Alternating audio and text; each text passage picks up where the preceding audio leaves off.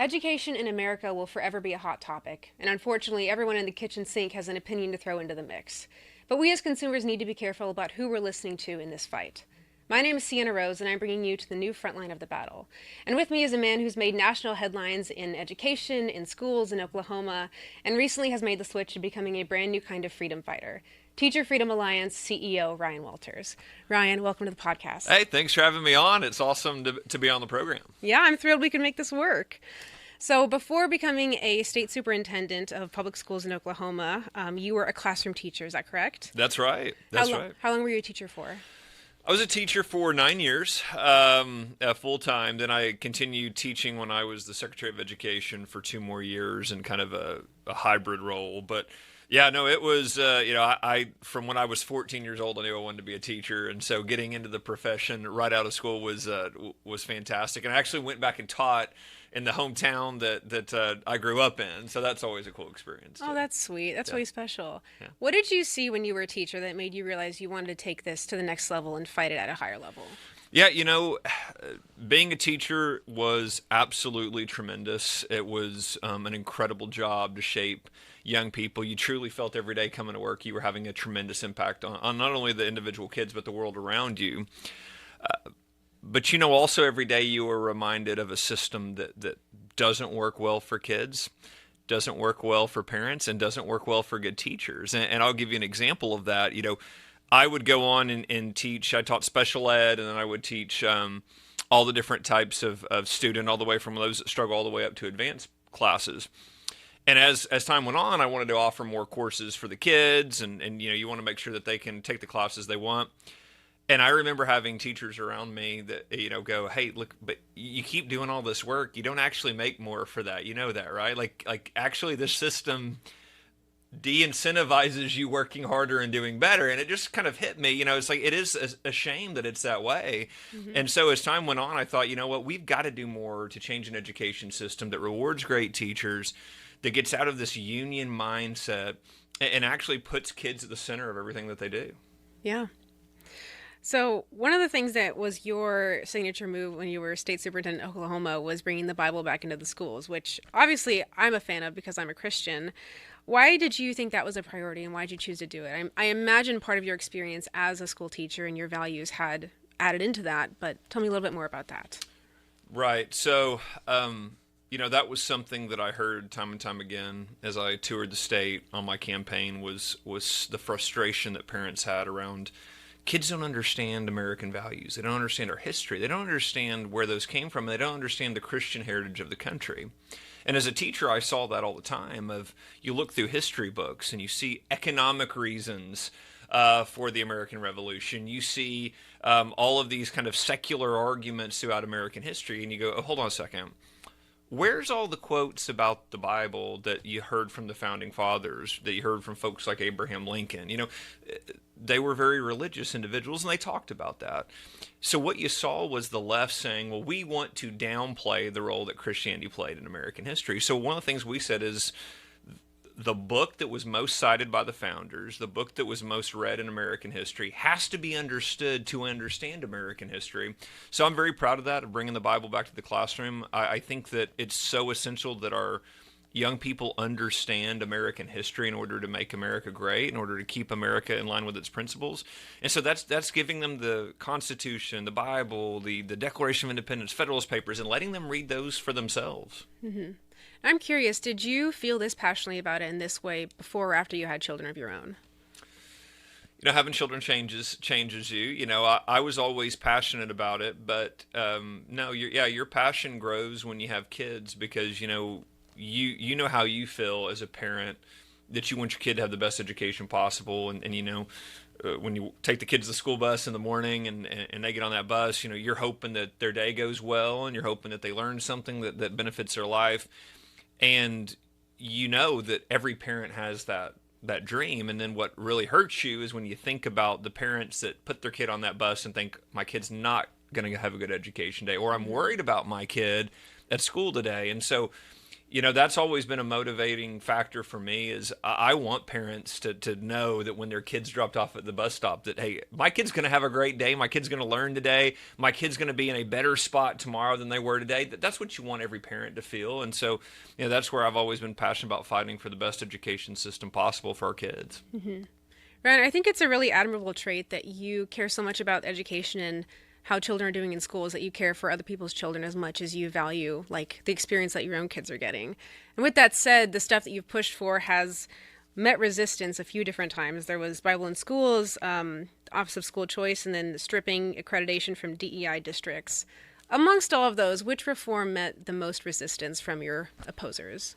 They honestly, they all did. You had a lot of folks, very radical left-wing folks, really did not want the Bible in the classroom, but look, folks really come out, the far left comes out against school choice. They come out against when you ban DEI, things like that, because they want to indoctrinate your kids. And that was present in all of those fights. Again, the Bible was about history. We just want kids to read our history and come to their own conclusion. Banning DEI, we don't want teachers in there indoctrinating kids. School choice, we want parents to choose where their kids go to school, whether that's a public school, that's a Christian school, private school, charter school. That's up to the parent. And you see radical left-wing groups that want to push an agenda, want to push indoctrination. What they do is they come in, they fight anything that will give the parents more rights, more choice, more options, getting back to an understanding of American history. Again, these are founding documents we put back in the classroom, but they don't want that. They want to teach kids to hate the country. They want to teach kids a radical version of American history. And so, that's one of the things I think we have to remember as being freedom fighters is, the radical left doesn't just go away. They absolutely have a vision, a Marxist vision for the country, and they come out and they fight very hard when they see the country going in the right direction or getting back to those core values. Mm-hmm.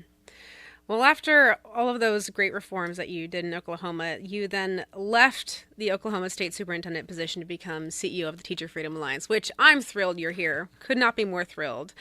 But notably, you walked away from a really powerful education position. Can you talk a little bit about why? Yeah,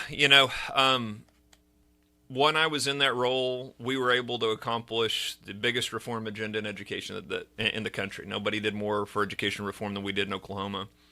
And the group that fought us every step of the way, the group that was most aggressive, the group that continues to keep other states from doing some of the reforms that we did, was the teachers union.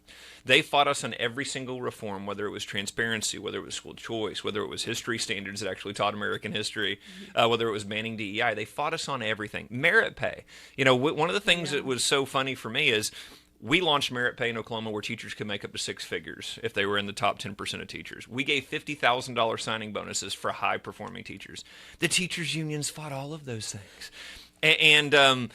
But I will tell you, I was amazed at how many politicians backed down to them.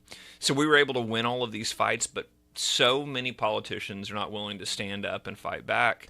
And you see states that have fallen behind in education. You see parents that are frustrated. And so, with the TFA role, what we're going to do is we're going to fight the teachers union. We're going to fight them across the country. We're going to be a spot for great teachers to come in and get everything that they need to continue to do great things in the classroom. And we're going to continue to provide that alternative. And I think it's essential for the future of the country that we get this question right, which is, how do we keep and get good teachers in the classroom? When you talk to parents, that's what they want. When they go to a school, they want a good teacher for their kids. And TFA is the answer to that question. Well, you brought up TFA. Let's talk about that. So what is the Teacher Freedom Alliance, and why did it need to exist? Yeah, the Teacher Freedom Alliance is an organization that supports good teachers, teachers that want to leave the teachers union, teachers that want to have the best professional development, that want to go back to the classroom and make sure that they're the best teacher that they can be, that want classrooms to be places that create great American citizens. And that's something else that's lost is, look, we want kids to perform high academically, of course. Of course, we want kids to be able to get a great job. The other thing is we want kids to be good American citizens, kids that understand the country's history, that understand American exceptionalism, understand American values. And so this is a group of teachers that say, yes, absolutely, we want to be the best teacher we can be. We don't want to push an agenda like the teachers union does. We want to go in there and make sure that we're producing the best students possible. And so it's an incredible group of teachers from around the country. They've got incredible support behind them. And again, this is how we get the classrooms back on track, which ultimately is how you get the country back on track, which is getting our schools back to a focus on the basics and a focus on patriotism and American greatness. Mm-hmm. When did you realize that the teacher unions were such a big issue and that teachers so desperately needed an alternative that didn't take their dues money and fund ridiculous amounts of things? I think probably when I first realized that I dealt with them when I was a teacher, never joined, heard a lot of the bad stories around them, but they knew I wasn't going to join. So, there were some interactions, but when I started stepping into roles advocating for things like school choice, and then, there were little battles like about transparency, about making sure that parents could see what their kids were learning, and the unions would fight this. And I remember thinking, as a teacher, you're always taught that you want parental involvement, that you understand. And again, this is, any great teacher would tell you this. You want the parent as involved as possible because that's the most influential individual in the child's life, right? So you want that individual involved, and you understand, and as a good teacher, you would never forget that God gave the kid to the parent, not to anybody else. So that's that parent's right. But the teachers union has it flipped where they think that they own the schools, they own the kids, they own the system. They don't want any pushback. They don't even want parents to know things. And that was one of the things that really opened my eyes. And then you looked at COVID. Again, when you saw them fighting to shut down schools, keep schools shut down, we showed letters from students and their parents that talked about they were suicidal because they wanted to see their friends. They just want to be back at school. Mm-hmm. We had teachers stand up and say, we want to go back to school. We want to see the students. And you saw the teachers union hold them out of school because they wanted a ransom from the federal government. They wanted billions of dollars, and they weren't going to go back till then. We knew the schools were safe. We knew we could go back, but they didn't want to. And I think that was a real eye-opening moment for everyone to say, look at what they're willing to do to keep their power and their money intact. Mm-hmm. Yeah, and there's now Randy Weingarten's trying to desperately rewrite history to make people believe that she wanted to open the schools. I mean, it's hilarious, right? I mean, she now goes back and tries to, it's like, the gaslighting, I guess is the term, where they go back and go, oh, no, I was actually wanting schools open the whole time. Absolutely not. These unions fought tooth and nail to keep the schools closed, even when parents were demanding it, even when good teachers were demanding it. She doesn't get to rewrite that. We know the clips are there. They live forever on the internet. And no, the teachers unions were fighting the parents to keep schools closed. Yeah.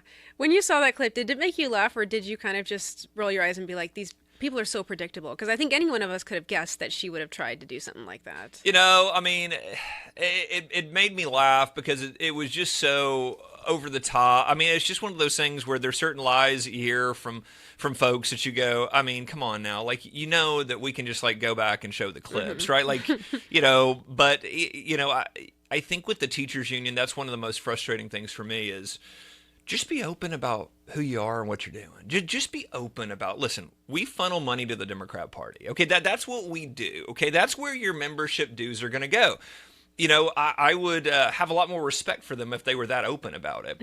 But they're not. They're not that open about it. You go and you hear the speeches they give, you see the rallies, and you go, I wish you told all your members that when they were signing that sheet of paper to sign up for the union, instead of lying to them about, hey, we're just here to help you do A, B, and C. And so that's what I think is so disingenuous about them as well, is they don't share with their members what they're doing. They don't know the politics behind things, and that's something that we're trying to break through as well. Mm-hmm.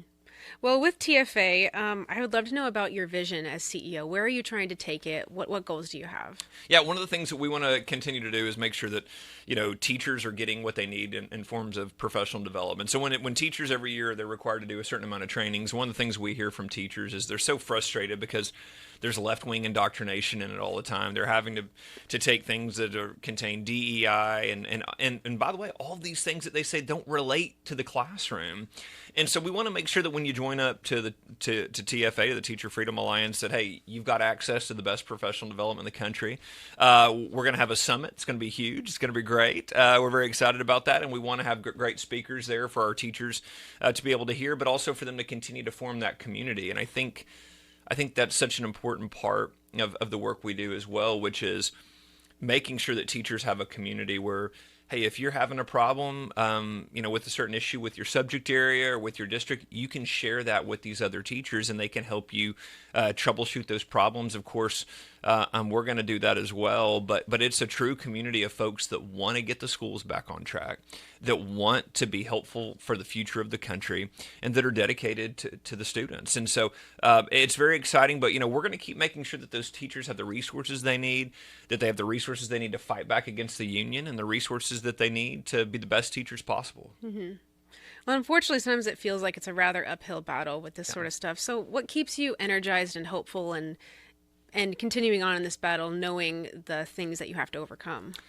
Yeah, the thing that always keeps me energized is the kids. You think about it, and it's one of those things that always gives me a sense of urgency, too.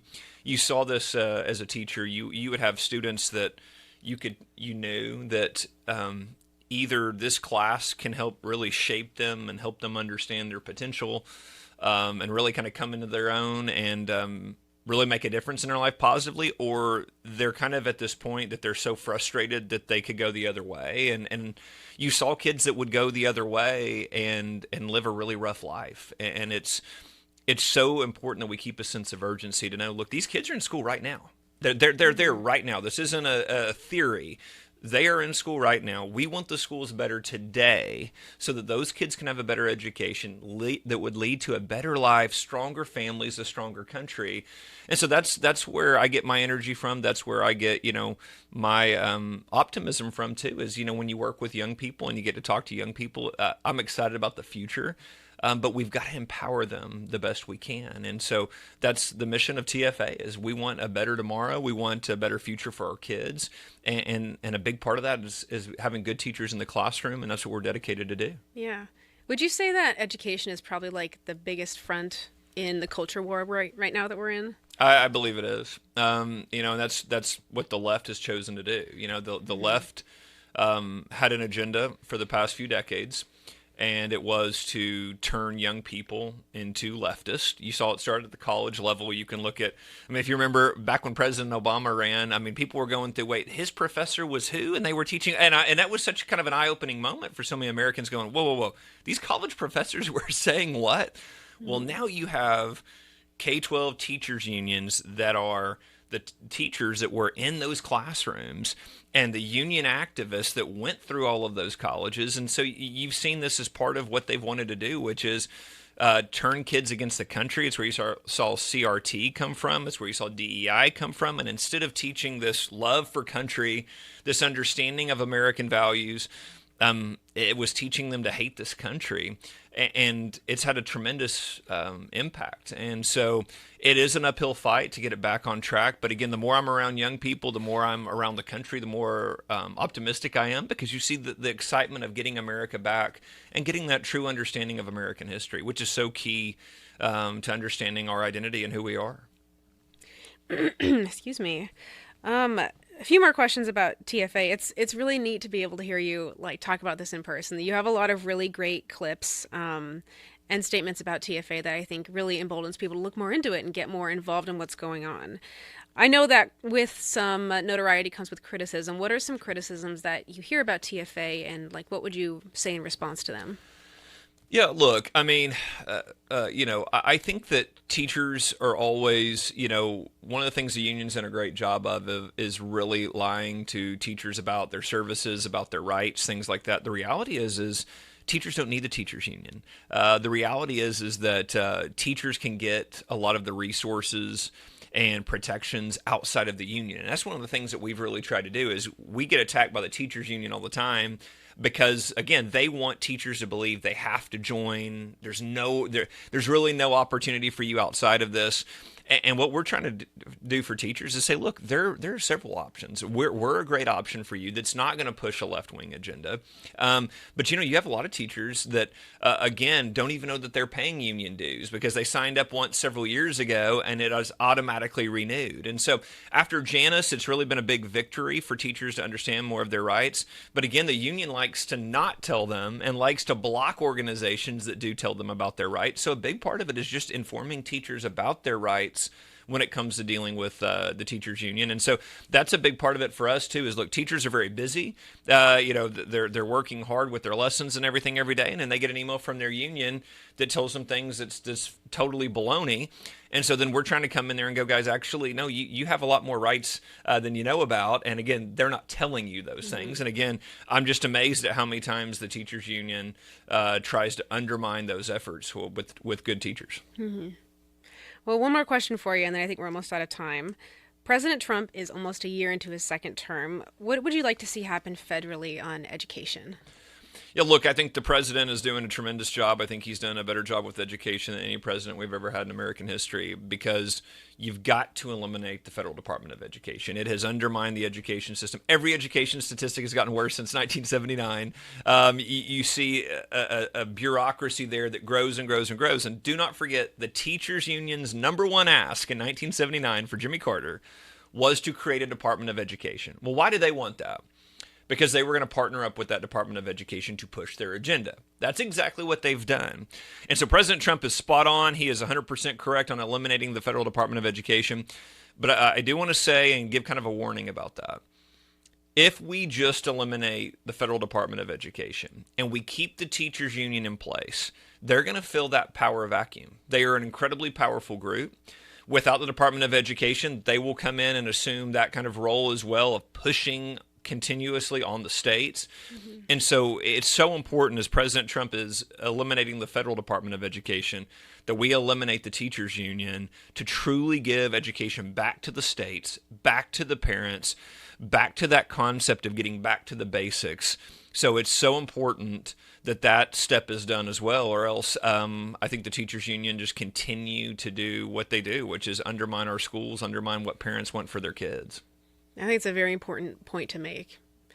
Well, do you have anything that you'd like to say, maybe to someone who's listening to this for the first time, maybe doesn't know what's going on? What's something important that you want a listener to come away with? Yeah, well, first of all, thanks for having me on. It's an honor to be on. I always love hearing your conversations and the work that you're doing, and so that's great. What I would tell people is, look, education can be better. And I think that's one of the things is, as a freedom fighter, you try to be somebody that's optimistic, because you see what the country's been through. You see how we've overcome so much, and you look at things like I'm a history nerd, right? So I love to study World War II. And it's one of those things where you look back at so many times that the Americans, that the British were able to overcome such adversity, and you look at it and go, look, the education system is very broken. The education system has completely turned away from parents. It has completely been warped by radical leftists and the teachers unions. But parents have woken up. But good teachers have woken up. But students have woken up. And again, that's funny too. You talk about students. Hey, students don't like to be told just one side of things. They want to critically think. They want to question things. And so that's been really on our side as well, is to say, guys, we want to just give you the facts and let you go make your own conclusion from this. And again, that's very appealing for young people as well. So I'm very optimistic. But I think we have to keep fighting, and we have to remember the left isn't just going to stop what they're doing. They're not just going to give up. And so, again, as we're more over the target, we're going to take more flack. But I am very excited about the work at TFA. I'm very excited about the teachers that are fighting back, that are saying, listen, yeah, we believe in the greatness of this country, and we believe that if we get the classrooms on the right track, that the future is bright. That's awesome. Thank you so much, Ryan. Awesome. Thanks for listening to this episode of The New Frontline, and we'll see you next time.